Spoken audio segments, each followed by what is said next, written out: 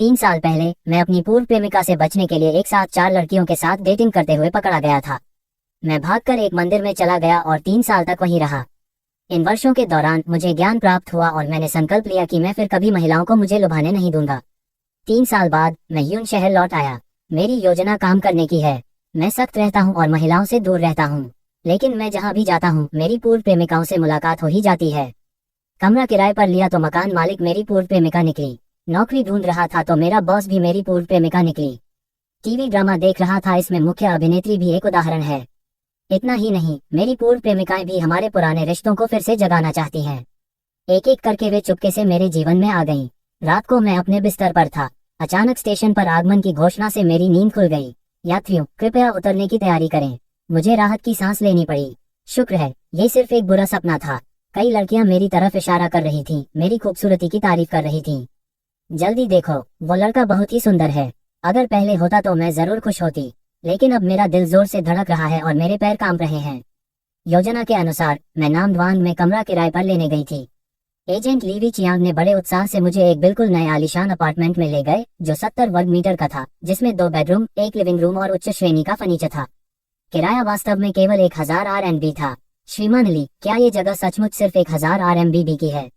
मुझे इस पर विश्वास करना मुश्किल क्यों लग रहा है। ये तो हद से ज्यादा सस्ता है। चिंता मत करो, मैं कोई धोखेबाज नहीं हूँ, लीवे हंसते हुए बोला और समझाया। मूल अंतर्राष्ट्रीय हाई स्कूल योजना रद्द कर दी गई थी, इसलिए स्कूल के पास के घर खाली पड़े रहे। मकान मालिक अपनी पूंजी वापस पाना चाहता है, इसलिए वह इसे सस्ते में किराए पर दे रहा है। मन ही मन मैं बहुत खुश हुआ। मुझे लगा जैसे मेरी किस्मत पलट गई हो, इसलिए मैंने तुरंत अनुबंध पर हस्ताक्षर कर दिए। ली चोंग ने मुझे इंतजार करने को कहा। कुछ पल के लिए वह मकान मालिक को संपत्ति सौंपने के लिए नीचे गया। थोड़ी देर बाद दरवाजे के बाहर से लीवे चियांग की आवाज सुनाई दी। तुरंत ही उसके बाद एक महिला की शांत लेकिन जानी पहचानी आवाज सुनाई दी। बहुत बढ़िया, आपने पहले ही 4 यूनिट किराए पर दे दी है। यह आवाज सुनकर मेरा पूरा शरीर कांप उठा। मैंने अचानक अपना सिर घुमाया। अभी अभी अंदर आई महिला की ऊंची एड़ी पर मेरी नजर रुक गई। उस फी की सफेद तखने पर स्पष्ट रूप से दिल के आकार का जन्मचिन्ह बना हुआ था। धिक्कार है, मैंने मन ही मन बड़बड़ाया। अपनी जान बचाने के लिए मैंने अपनी पूरी ताकत से सांस ली। बाथरूम में? वह कहाँ है? मकान मालिक की आवाज लिविंग रूम में गूंजी। मेरे पेट में दर्द हो रहा है, इसमें थोड़ा समय लग सकता है। क्या मकान मालिक अपनी वीट चैट छोड़ दे और मैं तुम्हें बाद में जोड़ दूंगा। मैं अपनी आवाज छिपाने की कोशिश करते हुए अपना गला दबा लेता हूँ। श्रीमान जंग, तुम्हारी आवाज थोड़ी अजीब लग रही है। क्या इस बड़ी ज्यादा तेज चल रहा है और तुम्हें सर्दी लग गई है? दरवाजे के बाहर खड़ी महिला ने अचानक तीखे स्वर में पूछा। उन्हें श्रीमान जंग कहिए। उनका पूरा नाम क्या है? मैं आपको उनसे परिचय कराना भूल गया था। उस सज्जन का नाम चोवी यांग है। मैंने सुना है कि वे अभी अभी यून शहर लौटे हैं। एक भयानक सन्नाटा छाया हुआ था, तभी बाहर से जोर जोर से हंसने की आवाज आई, जिससे मेरे रोंगटे खड़े हो गए। कदमों की आहट सुनाई दी। उसने बाथरूम के दरवाजे पर दस्तक दी। शियाओ यांग, दिखावा बंद करो, अब बाहर आओ। मैंने गहरी सांस ली और बेताब होकर दरवाजा खोलकर बाहर कदम रखा। बहुत दिनों बाद मिले, शियाओंग। मैंने बनावटी मुस्कान बिखेरी। मेरे सामने खड़ी महिला शू शियाओंग थी, जो कभी यून सिटी विश्वविद्यालय की सबसे होनहार छात्रा थी और उन 4 पूर्व प्रेमिकाओं में से एक थी जो मुझे जान से मारना चाहती थी। मुझे अभी भी अपने प्रथम वर्ष की याद है। वह एक लैम्बोर्गिनी कार में स्कूल आए। उसने एक छोटी काली ड्रेस पहनी थी। उसके पैर बेहद लंबे थे, साथ ही उसका चेहरा भी स्वाभाविक था। उसका अहंकारी व्यक्तित्व तुरंत सबका ध्यान आकर्षित कर लेता था। प्रेम के क्षेत्र में एक अनुभवी खिलाड़ी होने के नाते मैंने उसे जीतने का निश्चय किया और वास्तविकता मेरी अपेक्षा से कहीं अधिक सुखद रही। सख्त परवरिश वाली यह अमीर युवती मेरे हमले से 1 महीने से भी कम समय पहले मेरे प्यार में पड़ गई। वह मेरी दूसरी प्रेमिका बनी। उस समय वह मुझसे जुनून की हद तक प्यार करती थी, यहाँ तक कि वह योजना बना रही थी कि भविष्य में मैं घर का मुखिया बनूंगा और वह घर की मालकिन। लेकिन प्यार जितना गहरा होता है, नफरत उतनी ही गहरी होती जाती है जब मेरे जीवन की सच्चाई सामने आती है। 4 बार के अफेयर का पर्दाफाश हो गया। लाखों का इनाम घोषित करने वाली पहली व्यक्ति कोई और नहीं बल्कि वही थी। अगर मुझे अपनी 4 पूर्व प्रेमिकाओं में से किसी एक को चुनना हो तो सबसे ज्यादा डर मुझे शू शियावांग से लगता है। अभी किराए के घर में सन्नाटा पसरा हुआ है। लीवे चियांग को माहौल में कुछ गड़बड़ महसूस हुई और वह चुपचाप पीछे हट गई। श्रीमान ली, ये घर मुझे रास नहीं आता। मुझे तो जमा राशि भी वापस नहीं चाहिए। क्या मैं इसे किराए पर न लूं? हम फिर से भागना चाहते हो? अनुबंध पर हस्ताक्षर हो चुके हैं। छोड़ना इतना आसान नहीं होगा। अगर तुमने जाने की हिम्मत की तो मैं तुम्हें अदालत में घसीट लूंगी। उसने धमकी दी है कि यून शहर लौटते ही वह मुझे मुकदमे में फंसा देगी। फिलहाल मेरे पास कोई नहीं है स्थिर नौकरी, हालांकि मैं किसी भी तरह की परेशानी बर्दाश्त नहीं कर सकता। समझदार व्यक्ति भाग्य के आगे झुक जाता है। मैंने तुरंत अपना चेहरा बदल लिया और एक बनावटी मुस्कान दी। मैं तो बस मजाक कर रहा था। इतना बढ़िया घर है, भला मैं उसे किराए पर क्यों न लेता। शियांग, तुमने इसे गंभीरता से तो नहीं लिया है ना? शियांग, क्या अभी थोड़ी देर पहले किसी ने मुझे मिस जू कहकर नहीं बुलाया था? ये तो बहुत ही अजीब बात है। हमारा रिश्ता आखिर है क्या? ओह, तो फिर तुम ही बताओ कि हमारा रिश्ता क्या है। मैंने बेबी कहकर पुकारने की कोशिश की। उन दो शब्दों ने जादू कर दिया। शौहाग के गाल तुरंत लाल हो गए। वह उलझन में खिड़की से बाहर देखने लगी। अरे बाप रे, क्या हम सच में इतने करीब हैं?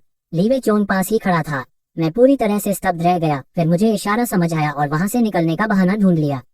कमरे में सिर्फ हम दोनों ही रह गए थे। माहौल एक बार फिर जम गया। मुझे डर था कि अगले ही पल वह चाकू निकाल लेगी, इसलिए मैंने जल्दी से विषय बदल दिया। किराया चुकाने और 5000 RMB ट्रांसफर करने के बाद वीचेट पर उसका जाने का कोई इरादा नहीं था। इसके विपरीत वह मेरे और करीब आ गई। उसके शरीर की मोहक खुशबू सीधे मेरे अंदर समा गई। क्या तुम मुझे इतनी बुरी तरह से बाहर निकालना चाहते हो? मंदिर में 3 साल तक मैंने जो इच्छाशक्ति विकसित की थी वह लगभग गायब हो गई। मैंने खुद को बचाने के लिए ईमानदारी से कबूल करने का फैसला किया। शियांग, मैं पूरे 3 साल से मंदिर में हूँ। मैंने सचमुच अपना जीवन बदल लिया है। मुझे पता है मैंने तुम्हारे साथ गलत किया, लेकिन मैं कसम खाता हूँ कि मैं फिर कभी ऐसा नहीं करूंगा। आपका मतलब है कि आपने अपनी आदतें बदल ली हैं? कृपया अब मेरे लिए मुसीबत मत खड़ी करो। शू शियाओआंग स्तब्ध रह गया। उसकी आंखों में अविश्वास और घबराहट की एक झलक दिखाई दी। क्या तुम सच में जानते हो कि तुम गलत हो? सच में, मैं तुम्हें अपना सर्वश्रेष्ठ प्रदर्शन करके दिखाऊंगा। मैं तुम्हें इतनी आसानी से माफ नहीं करूंगी, लेकिन अगर तुमने अच्छा प्रदर्शन किया तो मैं पुनर्विचार कर सकती हूँ। उसे लगा कि मैं गिड़गिड़ा रहा हूँ। फिर से एक साथ आ गए। मुझे लगा कि वह अपना हत्या का आदेश वापस लेने पर विचार कर रही थी, लेकिन अचानक ही हम दोनों बिल्कुल अलग अलग सोच रहे थे। एक विचित्र सहमति पर पहुंचते हुए शू शियाओआंग को विदा करना किसी बड़ी आपदा से बचने जैसा लगा। हालांकि वह 3 करोड़ से अधिक कीमत वाली गुलाबी मर्सिडीज S720 बड़ी ही चलाती थी। लाखों RMB, जो स्पष्ट रूप से उसकी शुगर मॉमी होने की स्थिति को दर्शाता है। मुझे बस इतना सौभाग्य महसूस हुआ कि मैं एक और दिन बच गया। अगले दिन नौकरी की तलाश स्वाभाविक रूप से पूरी तरह असफल रही। मार्केटिंग में मेजर और आगे की पढ़ाई के लिए 3 साल का गैप। भले ही मैंने दुनिया के सामने ये दावा किया कि मैं असफल रहा, लेकिन 3 साल की ग्रेजुएट स्कूल की पढ़ाई ने मुझे स्टार्टअप कंपनियों के लिए एक बलि का बकरा बना दिया। उन्होंने मेरा चेहरा देखा और उन्हें एक आकर्षक लड़की नजर आई, लेकिन मेरा रिज्यूमे पढ़ते ही उनका रवैया एकदम ठंडा पड़ गया। लगातार 4 बार रिजेक्ट होने के बाद मैं थके हारे अपने शरीर को घसीटते हुए आखिरी कंपनी तक पहुंचा। इस समय कंपनी के स्टूडियो में एक भयानक घटना घट रही थी। उसकी उंगली पर चोट लग गई थी। उसने सच में ऐसा बहाना बनाने की हिम्मत की। क्या उसे लगता है कि मैं एक 3 साल का बच्चा हूँ? चूवाओ को बता दो कि मैक्सिंग मीडिया अब उसके साथ कभी काम नहीं करेगी। वो खुद को क्या समझता है? ठीक उसी समय डायरेक्टर जोन तनाव में थी और थोड़ी देर के लिए बाहर ताजी हवा लेने निकली। मैं भी उसी वक्त अपना मुड़ा हुआ रिज्यूमे हाथ में लिए उदास चेहरे के साथ इंटरव्यू रूम से बाहर निकल रहा था। गलियारे में उसकी नजरें अनजाने में मुझ पर पड़ी। फिर अचानक उसका पूरा शरीर जम गया। उसे यकीन नहीं हो रहा था। ये शियाओयांग था। मैं निराश होकर मैक्सिंग मीडिया से बाहर निकल गया। मेरा मूड एकदम खराब हो गया था। लगातार असफल हो रहा हूँ और मेरी सारी बचत लगभग खत्म हो चुकी है। क्या मुझे सच में खाना पहुँचाने का काम करना पड़ेगा? जब मैं अपनी किस्मत के आगे हार मानने ही वाला था, तभी मानव संसाधन विभाग के एक व्यक्ति ने मुझसे बात की। अभी अभी मेरा इंटरव्यू लेने वाला अचानक हौंकते हुए मेरे पीछे भागा। एक पल रुकिए, हमें आपकी योग्यताएं बहुत अच्छी लगी। क्या आप यहाँ काम करने में रुचि रखते हैं? जीवन के उतार चढ़ाव बहुत जल्दी बीत गए। मुझे लगा था कि मेरी ईमानदारी ने उन्हें प्रभावित किया था। मैं मार्केटिंग एग्जीक्यूटिव के पद को संभालने की अपनी क्षमता की पुष्टि करने ही वाला था कि उन्होंने अजीब तरीके से मुझे बीच में ही रोक दिया। दरअसल हम आपको जो देना चाहते हैं वह मार्केटिंग नहीं बल्कि एक मॉडल है। एक मॉडल। कॉलेज के दिनों में लोग मुझसे संपर्क करते थे, लेकिन मैं अपनी 4 गर्लफ्रेंड्स के साथ मौज मस्ती करने में इतना व्यस्त था कि मेरे पास समय ही नहीं था। 8000 की बेसिक सैलरी के साथ कमीशन और डील फाइनल करने पर बोनस भी मिलने वाला था। मैंने एक पल भी नहीं सोचा। आपको ये पता होना चाहिए कि मार्केटिंग में बुनियादी वेतन केवल 6000 था, जिससे गुजारा करना मुश्किल था। मॉडलिंग की तो बात ही छोड़ो, मैं तो ईंटें भी धो सकता हूँ। मैंने जल्दी से कॉन्ट्रैक्ट पर साइन कर दिए और मुझे एक बहुत ही प्रोफेशनल दिखने वाले स्टूडियो में ले जाया गया। मुझे लगा कि यह किसी नए व्यक्ति के लिए ओरिएंटेशन है, लेकिन ये लोग मुझे ऐसे घेर लेते थे मानो किसी दुर्लभ खजाने को देख रहे हो। खासकर वो फोटोग्राफर जिसका नाम जंग क्यूई था। वो बार बार कह रहा था कि मैं एकदम परफेक्ट हूँ, और इसलिए कुछ ही दिनों में मुझे अचानक सुर्खियों में ला दिया गया और मैंने अपना अजीबोगरीब मॉडलिंग करियर शुरू किया। मुझे बिल्कुल भी पता नहीं था कि इन सब चीजों को व्यवस्थित करने वाला व्यक्ति निर्देशक जांग था। दरवाजे के बाहर उसने HR स्टाफ को कड़ी फटकार लगाई थी, जिन्होंने मेरे रिज्यूमे का मजाक उड़ाया था। अभी दरवाजे की दरार से वह मुझे मेरे साथ पोज देते हुए देख रही थी, एक जटिल निगाह होठों को काटते हुए और एक कमजोर महिला का भाव दर्शाते हुए। चियाओ यांग, तुम यून शहर वापस आ गए और मुझे ढूंढने तक नहीं आए। साफ तौर पर मैक्सिम मीडिया के निर्देशक जांग दूसरी पूर्व प्रेमिका है जिनसे बिल्कुल बचना चाहिए। फोटोशूट पूरे 5 घंटे तक चला। हालांकि प्रक्रिया अजीबोगरीब होने के बावजूद तस्वीरें बेहद अच्छी आईं। इससे पहले कि मैं सांस ले पाता, सहायक ने घोषणा की, निर्देशक जोंग आपसे मिलना चाहते हैं, कृपया मेरे साथ आइए। कार्यालय के बुनियादी शिष्टाचार के चलते मैंने खुद को तैयार किया और थके हुए कदमों से कार्यालय में प्रवेश किया।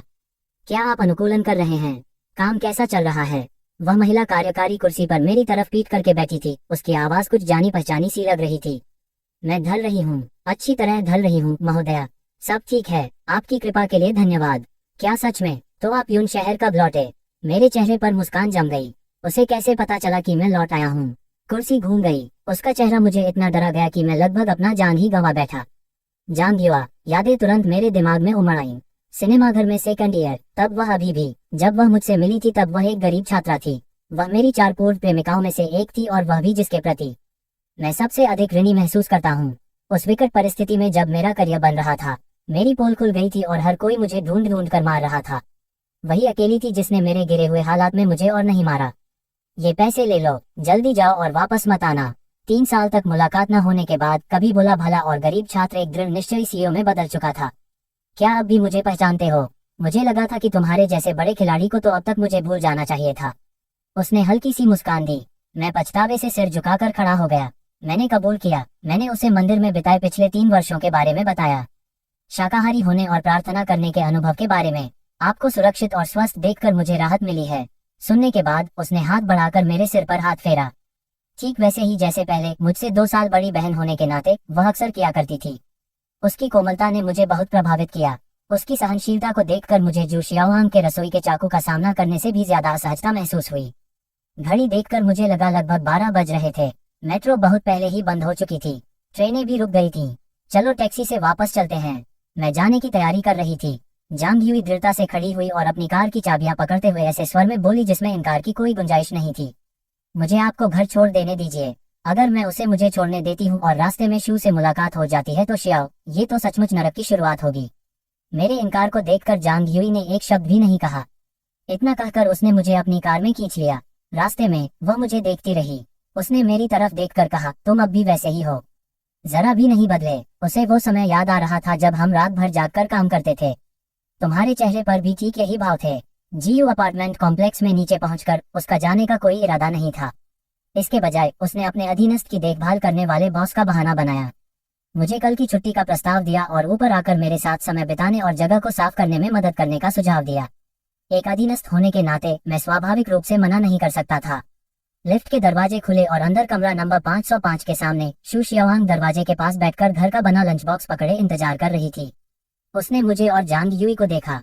जैसे ही मैं बाहर निकला वह तुरंत आपा खो बैठी और मेरा कॉलर पकड़ने के लिए दौड़ी। कल तुमने कसम खाई थी कि तुम इधर उधर नहीं घूमोगे, फिर भी आज तुम औरतों को घर ला रहे हो।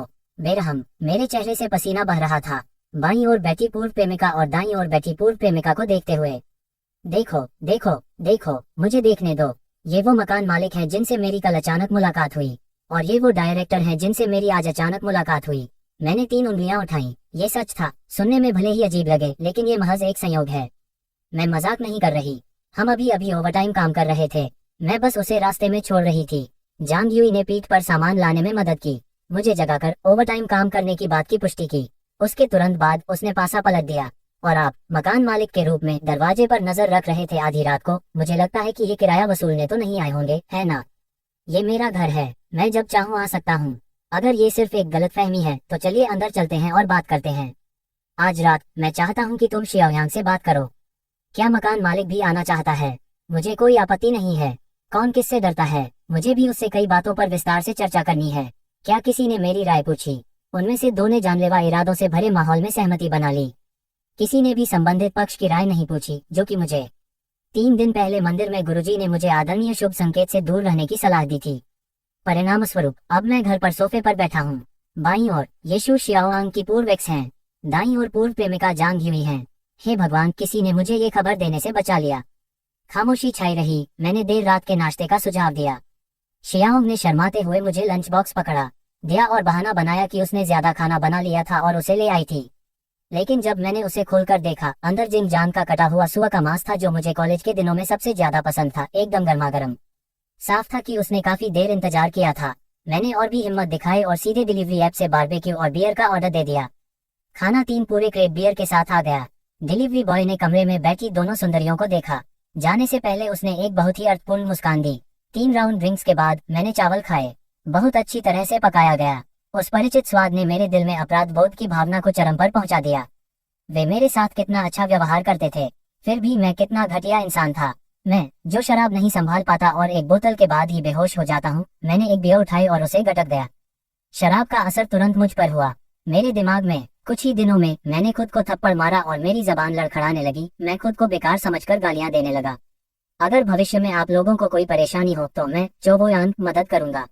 मैं तुम्हारे लिए आग और पानी से भी गुजर जाऊंगा, पूरी तरह बेहोश होने से पहले। मुझे बस इतना याद है कि वे मेरे नशे में धुत बेजान शरीर को बिस्तर पर ले गए थे। मुझे धीरे से कंबल ओढ़ाया और उसने मेरे सिर पर थपथपाया। ठीक उसी क्षण मैंने शू शियाओशांग की अचानक पूछताछ सुनी, क्या तुम अब भी उसे पसंद करती हो? जंगवा ने मुझे सोते हुए देखा। कोमल निगाहों से उसने गहरी सांस ली। उसने स्वीकार किया कि मैंने ही उसे उसका पहला डीएससी कैमरा दिया था, जिससे फोटोग्राफी के उसके सपने को साकार करने में मदद मिली। इसलिए चाहे कुछ भी हो जाए, वह मुझसे नफरत नहीं कर सकता था। उसकी तुलना में दुचिया शियाओआंग का जवाब सरल, स्पष्ट और संक्षिप्त था। मैं अब भी शियाओआंग को पसंद करती हूँ, भले ही मैं उसे मारना भी चाहती हूँ। ये दोनों बातें एक जैसी नहीं है। इस बार मैं उसे फिर से भागने नहीं दूंगी। मैं सचमुच अब बहुत बड़ी मुसीबत में था। जंग युई ने ये सुना। वह मुस्कुराई और मुझे याद दिलाने के लिए मेरा हाथ चुटकी से दबाया। सु शियाओआंग, तुम्हारा स्वभाव बिल्कुल नहीं बदला है, लेकिन मुझे तुम्हें चेतावनी देनी होगी। जिस व्यक्ति पर तुम्हें नजर रखनी चाहिए, मेरी वजह से नहीं बल्कि उन दूसरी नावों की वजह से।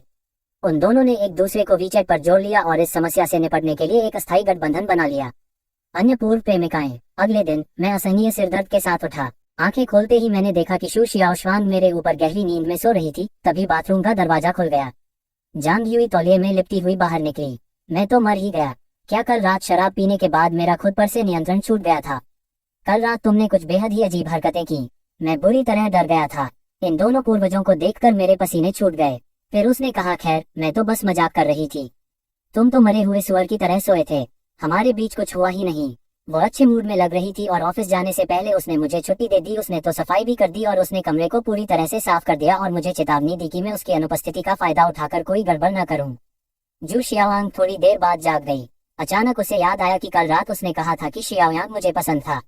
वह तुरंत इतनी शर्मिंदा हो गई कि गायब हो जाना चाहती थी। शियाओयांग, तुम कल रात जाग रही थी। तुमने और जांग युई ने क्या बातें की? हमने बहुत सारी बातें की। उदाहरण के लिए, क्या हमें तुम्हारे सोते समय का फायदा उठाकर तुम जैसे नीच इंसान को चाकू से गोदकर मार डालना चाहिए? अचानक मेरी रीढ़ की हड्डी में सिहरन दौड़ गई और मुझे अपनी रक्षा करनी पड़ी। जीवन में मैं अब कभी शराब को हाथ नहीं लगाऊंगा। सुबह की धूप बहुत खूबसूरत थी। मैंने शू शियाओयांग के बालों को इतनी कुशलता से संवारा मानो मैं 3 साल की उम्र में लौट रहा हूँ। शियाओयांग, आज दोपहर एक अच्छी फिल्म लगी है, चलो साथ में देखने चलते हैं। उसने मुझे फिल्म देखने के लिए बाहर जाने के लिए कहा, लेकिन मैं दृढ़ निश्चयी था कि आज नहीं। मैं अपने सहकर्मियों पर अच्छा प्रभाव छोड़ने के लिए ऑफिस जाऊंगा। मुझे ऑफिस जाना है। आज नौकरी का मेरा पहला दिन है। मुझे अपने सहकर्मियों पर अच्छा प्रभाव डालना होगा। मुझे दरवाजे तक छोड़ते हुए उसने लापरवाही से अपनी मांसपेशियों को दिखाया। इसे ही तो महाशक्ति कहते हैं। वो सीधे सामने वाले फ्लैट नंबर 507 में रहने चली गई। आपको बताना भूल गई थी कि ये पूरी इमारत मेरी है। जब भी आपको जरूरत हो, आप कभी भी मेरे दरवाजे पर दस्तक दे सकते हैं। शर्माते हुए उसने मुझे चुटकी काटी। मुझे जाने देने से पहले मुझसे वादा करवाया कि मैं ऑफिस में कोई गड़बड़ नहीं करूंगा। मैं पूरे जोश के साथ कंपनी की इमारत की ओर बढ़ा, लेकिन सामने का नजारा देखकर दंग रह गया।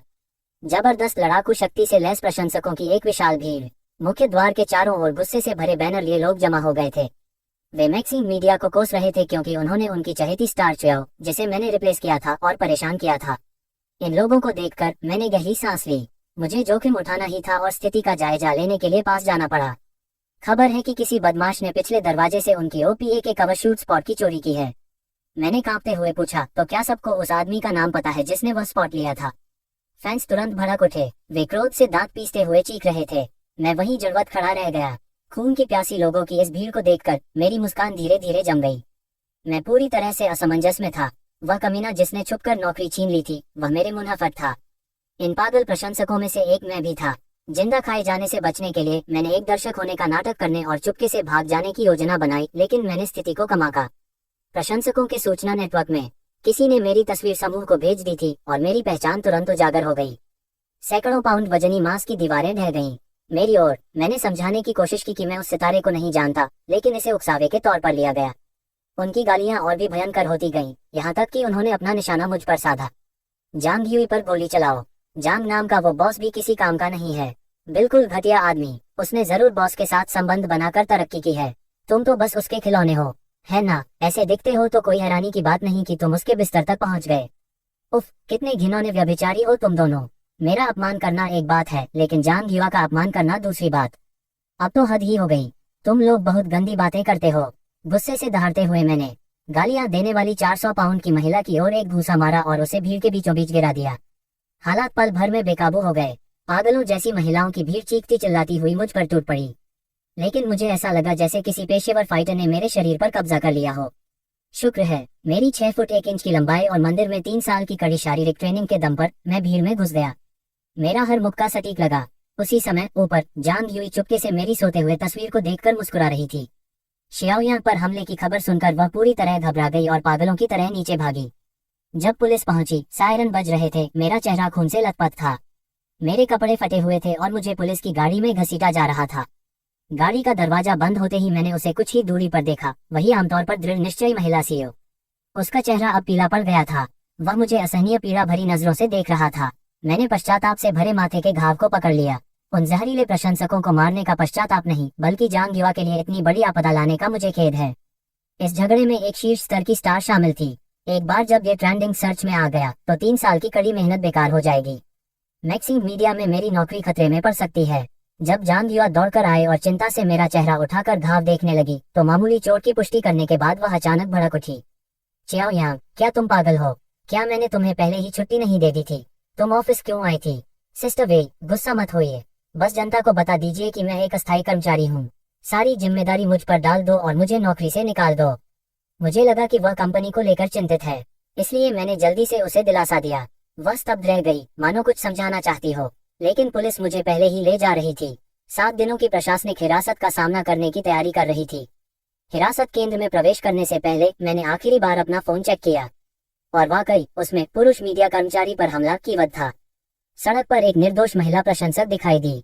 इस चर्चित खबर के आकर्षण ने उसे चरम पर पहुंचा दिया। दुर्भावनापूर्ण ढंग से संपादित वीडियो फुटेज ने मुझे एक पूरी तरह से खलनायक लिंग आधारित विवादास्पद शीर्षक ने आग में घी डालने का काम किया। उसी समय स्टालिट यूनगोआंग बिल्डिंग में एक चैरिटी भोज में एक काली वैन आकर रुकी। लंबे अंतहीन पैर बाहर निकले, एक आकर्षक चेहरा कैमरे की ओर आकर्षित हुआ। फ्लैश तेजी से चमक रहे थे। पाली, जो इस समय मनोरंजन जगत की सबसे चर्चित स्टार हैं, साथ ही ट्रेंडिंग सर्च की रानी, जिसके पास विशाल मीडिया संसाधन है। लिफ्ट में सहायक ने उसे फोन थमा दिया ताकि वह उस समय की ताजा खबरें देख सके। हमला मूल रूप से अकुवायो के प्रशंसकों को पाली से हारने के लिए उकसाने के इरादे से किया गया था। वीडियो में दिख रहे उस आदमी को देखते ही उसका चेहरा एकदम बदल गया और उसके हाथ कांपने लगे। उस आदमी का नाम शियाओयांग है, जो एक नया पुरुष है। मैक्सिंग मीडिया में मॉडल। वह पहले से ही हिरासत में है। ये नाम सुनते ही पुसी के हाथ पैर कांपने लगे, लेकिन उसकी आंखों में कट्टरता की चमक आ गई।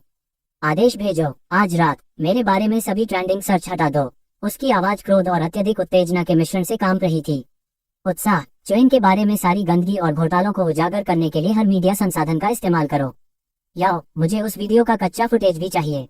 मैं चाहता हूं कि चुयाओ इसे तुरंत समाप्त किया जाना चाहिए। अभी यह स्पष्ट था कि इस बार शियाओयांग ने न केवल एक मधुमक्खी के छत्ते को छेड़ा था, बल्कि सीधे अपनी एक पूर्व प्रेमिका को भी बुला लिया था। युद्ध क्षेत्र जेल में मेरी पहली रात के दौरान निश्चित रूप से कुछ लोग पूरी रात जागते रहे। इस समय शु शियाओयांग मेरे लिए आलू के साथ गोमांस का स्टू बनाते हुए एक गाना गुनगुना रही थी। उसका दिल खुशी से भरा हुआ था और वह मुझे फिल्म देखने के लिए बुलाने की योजना बना रही थी।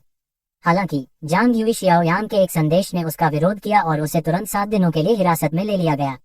उसके मीठे सपने चकनाचूर हो गए। जब उसे पता चला कि मुझे चू वाओ नाम के एक शीर्ष सितारे ने फंसाया है, तो इस पूरी इमारत के मालिक छोटे मकान मालिक की निगाहें तुरंत ही उस ओर मुड़ गईं। उसका चेहरा एकदम ठंडा पड़ गया। उसने तुरंत फोन किया, पापा, मुझे आपसे एक काम करवाना है। इस समय चू वाओ एक विला में 50 वर्षीय महिला को गले लगा रहा था। जश्न मनाने के लिए उसे लगा कि उसने मूल वीडियो को नष्ट कर दिया है और सारा दोष मुझ जैसे भाग्यशाली हारे हुए व्यक्ति पर मर दिया है। इससे उसे आराम से बैठकर प्रभाव का लाभ उठाने का मौका मिला। हालांकि अगली सुबह उसका सामना प्रभाव से मिलने वाले धन से नहीं, बल्कि एक विनाशकारी आघात से हुआ। कुछ बहुत बड़ा ऐसा हुआ। चू जीत गया। अल अपने सहायक की चीख सुनकर जाग गया। उसने दरवाजा खोला तो देखा कि वह टॉप 50 ट्रेंडिंग में से एक था। खोज परिणामों में से 32 में उनके काले अतीत, करचोरी, नाइट क्लबों में पार्टियों के दौरान अंदर धूम्रपान करने और इंटरनेट पर तहलका मचाने वाली खबर के बारे में जानकारी थी। चू वेन का गुप्त कमरा, एक बुजुर्ग महिला के साथ मुलाकात जिसमें हाई रेजोल्यूशन तस्वीरें भी शामिल हैं। बेशक घातक प्रहार चाओ यांग हमले की घटना का उल्टा था। पूरा वीडियो देखें। मुझे रिहा कर दिया गया। मैं एक उत्पीड़क से एक पीड़ित बन गया जिसे अपमानित होने के बाद प्रतिरोध करने के लिए मजबूर होना पड़ा। सिर्फ एक रात में जनमत पूरी तरह पलट गया। सभी ब्रांडों ने अपने अनुबंध रद्द कर दिए। यून शहर के सबसे धनी व्यक्ति जो ह्यू समूह के प्रमुख हैं ने सीधे उद्योग व्यापी छंटनी का आदेश दिया। प्रतिबंध। चुएन याओ निराशा में चीखते हुए अपने बिस्तर पर गिर पड़ा। धिक्कार है, मैंने आखिर किसे नाराज कर दिया। वह ये समझे बिना ही मर गया कि अध्यक्ष हवाई समूह का नाम शू डागवोक है और वही मेरे लिए आलू के साथ गोमांस का स्टू बना रहा है। शू डागवोक की प्यारी बेटी शू शियावांग का मुझे परेशान करना एक बात है, लेकिन मेरी पूर्व प्रेमिकाओं के साथ छेड़छाड़ करने के कारण उसे जबरदस्त झटका लगा। 7 दिनों की मेरी हिरासत की सजा पूरी होने के बाद मैंने अपनी प्रतिष्ठा को बचाने के लिए खुद को तैयार कर लिया। सब बर्बाद हो गया। जांग यूई और कंपनी को बदनाम होने से बचाने के लिए मैंने सारी जिम्मेदारी अकेले अपने कंधों पर लेने का फैसला किया। पुलिस स्टेशन के दरवाजे से बाहर निकलते हुए मैंने देखा पत्रकारों की भीड़ बेहद उग्र थी।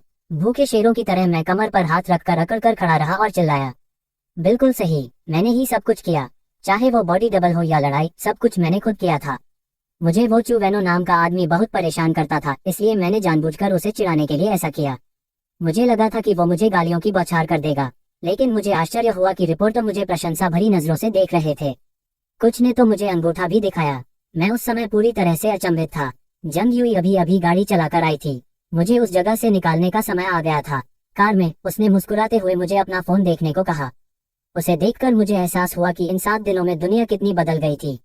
प्रशंसकों का अपमान करने और अपनी प्रेमिका को छोड़ने जैसे घोटालों के सामने आने के बाद चुएन याओ की छवि पूरी तरह से धूमिल हो गई।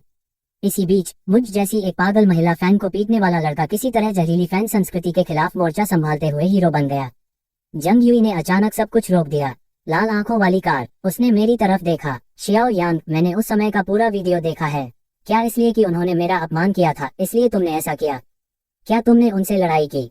वे बहुत बुरी बुरी बातें कह रहे थे। मेरी बात पूरी करने से पहले ही वह रोने लगी और मेरा हाथ पकड़ लिया। तो फिर तुमने मुझे क्यों नहीं बताया? उसकी आंखों में देखते हुए। उसकी निगाहें तरस रही थी। मैं उसे दिलासा देने ही वाला था कि उसने अचानक मेरा सिर पकड़ लिया। उसके कोमल होंठ तुरंत मेरे होंठों से लिपट गए। शर्माते हुए उसने कार स्टार्ट कर दी, मुझे वापस ऑफिस ले जाने के लिए। फिर से उसने मन ही मन फैसला कर लिया था, माफ करना शियाओ, लेकिन लगता है कि मैं अब भी शियाओ यांग को जाने नहीं दे सकती। कार का माहौल अजीब हो गया। मेरे दिमाग में उस चुंबन की यादें गूंज रही थीं। 3 साल की मेहनत एक ही झटके में बर्बाद हो गई। जांग यूई ने मुझे पकड़ रखा था। उसके आवेगपूर्ण कार्य से स्टीयरिंग व्हील मानो हिल गया था। अभी अभी मुझे पछतावा और डर महसूस हो रहा था कि कहीं मैं घबराकर भाग न जाऊं। हम जल्द ही कार्यालय पहुंच गए। जांग यूई दरवाजे पर खड़ी एक सफेद स्पोर्ट्स कार को घूर रही थी। बिना कुछ कहे ही उसके चेहरे के भाव अचानक बदल गए। उसने मुझे धक्का देकर पहली मंजिल पर एक मीटिंग में भेज दिया। छिपने के लिए एक कमरा ढूंढा, फिर गंभीर चेहरे के साथ अकेले ऊपर चला गया। दूसरी मंजिल पर स्थित दफ्तर में मेरी तीसरी पूर्व प्रेमिका थी जो मुझे ढूंढ रही थी।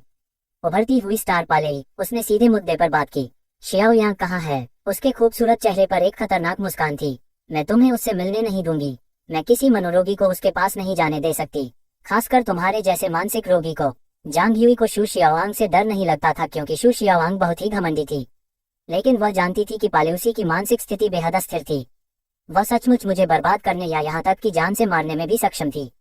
पहले तो पालेई ने कंपनी को कुचलने की धमकी दी, लेकिन जांग युआ की दृढ़ प्रतिक्रिया देखकर उसने तुरंत एक पेशेवर अभिनेत्री की तरह रोना धोना शुरू कर दिया।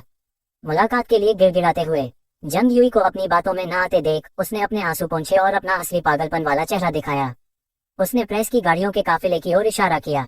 खिड़की के बाहर 10 से ज्यादा प्रमुख मीडिया आउटलेट्स के लोग जमा थे जिन्हें उसने बुलाया था। अगर पत्रकारों को गलती से पता चल जाए कि वो मेरा पूर्व प्रेमी है तो मुझे हैरानी है कि क्या होगा। ऐसा होगा, यही पेलियोसी का तर्क था। उसे इस बात की परवाह नहीं थी कि मैं खुश हूं या नहीं। उसे सिर्फ अधिकार की परवाह थी, चाहे हमें एक साथ कब्र में ही क्यों न जाना पड़े। एक पागल औरत जो न सिर्फ खुद को बर्बाद कर सकती थी बल्कि मुझे भी अपने साथ नीचे खींच सकती थी। मेरी जान बचाने की चाह में जांग यूई ने आखिरकार बेबसी में सिर झुका लिया। मैं तुम्हें उससे मिलवा दूंगी। मीटिंग रूम के बाहर जांग यूई ने पालेई को रोक लिया। जैसे ही वह अंदर जाने वाली थी, इस शीर्ष स्टार का सामना करते हुए अस्थिर मानसिक स्थिति वाली यूई ने सुरक्षा स्कैनर से उसकी तलाशी लेने पर जोर दिया। निश्चित रूप से अलार्म जोर से बजने लगा। पेलेयुसी को मजबूर होकर अपनी कमर से एक लंबा पतला खंजर निकालना पड़ा और उसने उसे लापरवाही से फर्श पर फेंक दिया, ये कहते हुए कि वह इसे आत्मरक्षा के लिए रखती थी। दरवाजा खुला। मुझे लगा कि यह यूई है, लेकिन उसकी जगह एक खूबसूरत आकृति भूखी भेड़िए की तरह अंदर आए और मुझे सीधे जमीन पर गिरा दिया। शियाओयांग, मैंने तुम्हें बहुत याद किया। पाए एक नन्ही बिल्ली के बच्चे की तरह मुझसे चिपकी हुई थी, अपना सिर मेरी छाती पर रखे हुए। लेकिन अगले ही पल उसका चेहरा अचानक विकृत हो गया। उसके हाथों ने मेरे कंधों को कसकर पकड़ लिया। उसकी आंखों में पागलपन भरा था। तुमने मुझे 3 साल पहले क्यों छोड़ दिया? क्या इसलिए कि मैं उतनी सुंदर नहीं हूँ, या उस घटिया औरत की वजह से? मुझे बताओ। मैं बस बेबस होकर उसके सिर पर हाथ फेर सकती थी। तुरंत ही हिंसक पागल औरत एक बार फिर एक द्वेषपूर्ण छोटी बच्ची में बदल गई, जो जोर जोर से रो रही थी। ये पालेयुसी है, मेरी तीसरी पूर्व प्रेमिका, शहर में रहने वाली एक मानसिक स्वास्थ्य समस्याओं से ग्रस्त महिला। मुझे अपने पहले साल में पालेयुसी से हुई पहली मुलाकात याद आ गई। उस समय वह फिल्म अकादमी में मुझे धमकाया गया और फिर मैंने हिम्मत जुटाकर मुझसे संपर्क जानकारी मांगी। मैंने दूर से ही उसे चिढ़ाने वाले बदमाशों को पहचान लिया था, इसलिए मैंने उससे साफ साफ कह दिया कि अगर वह बदमाशी बर्दाश्त नहीं करना चाहती तो उन्हें सबक सिखा दे। उस समय मुझे इस बात का कोई अंदाजा नहीं था। वह एक एकल अभिभावक वाले घर में पली बड़ी और एक बार उसने अपनी मां का अपमान करने वाली एक सहपाठी को पेंसिल से अंधा कर दिया, जिसके परिणामस्वरूप उसे सुधार गृह भेज दिया गया। वर्षों तक दमित और मस्तिष्क विरोधित रही उसकी प्रकृति के लिए मेरे शब्द मानो पांडोरा के बक्से की चाबी थे, जिसने उसके दिल में छिपे राक्षस को जगा दिया। उस दिन वह मेरे 5 रूममेट्स बुरी तरह घायल हो गए और उन्होंने मुझे सिर्फ एक वाक्य भेजा। मैंने उनकी पिटाई कर दी और मैंने जवाब दिया, शाबाश। उसके बाद से उसकी दुनिया में सिर्फ 2 ही लोग रह गए, वह और मैं। साथ आने के बाद मुझे एहसास हुआ कि पहले की अधिकार की इच्छा तर्कीन रूप से प्रबल थी। पहले साल मैं उससे रिश्ता तोड़ना चाहता था। नतीजा ये हुआ कि मैंने उसकी पूरी पागलपन भरी हरकतें देखी। उसने एक होटल के कमरे में चाकू लेकर मुझे घेर लिया। वह इतनी पागल थी, उस अनुभव ने मुझे फिर कभी ब्रेकअप की बात करने की हिम्मत नहीं करने दी। आखिरकार मैंने उसका स्वभाव समझ लिया। हालांकि उसकी मानसिक स्थिति ठीक नहीं थी, फिर भी वह कोमलता पसंद करती थी। जबरदस्ती। जब तक मैं उसे कुछ तारीफें और सिर पर थपथपाहट देता रहता, हम बात कर सकते थे। उस साल जब मेरी समय की पाबंदी का पर्दाफाश हुआ तो मेरे भाग जाने का 50% कारण यही था। मुझे डर था कि वह मुझे चाकू मारकर जान से मार देगी। अभी वह रोते और शिकायत करते हुए पूरी ताकत से मेरी छाती पीट रही थी। तुम कमीने, तब क्यों भाग गए थे? क्या ऐसा नहीं है क्योंकि मुझे डर था कि तुम नाराज हो जाओगे? बेशक वह चारों पूर्व प्रेमिकाओं में सबसे डरावनी थी, लेकिन कुछ मीठे शब्दों और एक यून शहर में रहने और कभी न छोड़ने का वादा करो। उसका चेहरा पल भर में उदास से चमक उठा, यहाँ तक कि उसने मेरी बात मानने से पहले एक चुंबन की भी मांग की। हम फर्श पर बैठकर भविष्य के बारे में चर्चा कर रहे थे, तभी उसने अचानक कई बैंक कार्ड निकाले और मुझे दे दिए। इसमें पिछले 3 सालों में कमाया हुआ सारा पैसा है। मैं ये सब दान कर रही हूँ। क्या आप कृपया आपसे काम करना बंद कर सकती हैं? इस शीर्ष महिला स्टार की भारी बचत को देखते हुए मैंने दृढ़ता से इनकार कर दिया। वह जो चाहती थी वह सिर्फ यह नहीं था कि मेरा समर्थन करो, लेकिन मुझे सचमुच व्यस्त रखो। तुम शानदार बने रहो और मैं वादा किए अनुसार यहाँ काम करता रहूंगा। जब तक तुम मुझे ढूंढते रहोगे मैं आता रहूंगा। हमेशा यहीं रहना। वह आज्ञाकारी होकर मेरी छाती से लिपट गई और अंततः फोन वापस कर दिया। नियंत्रण पाने की वह तीव्र इच्छा। ठीक उसी समय जांग यूई और पत्रकार अंदर घुसने ही वाले थे। तभी मुझे एहसास हुआ कि ये पत्रकार पालेउसी ने जानबूझकर मुझे बुलाया ताकि जांग यूई पर दबाव डालकर मुझसे मिलने दिया जा सके। बाद में सिस्टर वेई से माफी मांग लेना। मैंने उनसे माफी मांग ली। वह मूल रूप से अड़ियल, लेकिन मेरी निगाह पड़ते ही वो तुरंत डर गई। ठीक है, मैं माफी मांग लेता हूँ। ठीक है, अब से तुम जो भी कहोगे मैं वही करूंगा। मैं चला गया। मीटिंग रूम से सुरक्षित बाहर निकलने के बाद जांग यूई के गले में अटकी हुई धड़कन आखिरकार शांत हो गई। उसने जब्त किया हुआ खंजर निकाला। इसमें कोई आश्चर्य नहीं कि पाले। नेक्स्ट एपिसोड कल सुबह 8 बजे अपलोड कर दिया जाएगा और ऐसे और भी यूनिक कॉन्सेप्ट वाली मानवास देखने के लिए चैनल का सब्सक्राइब जरूर करें। Thanks for supporting.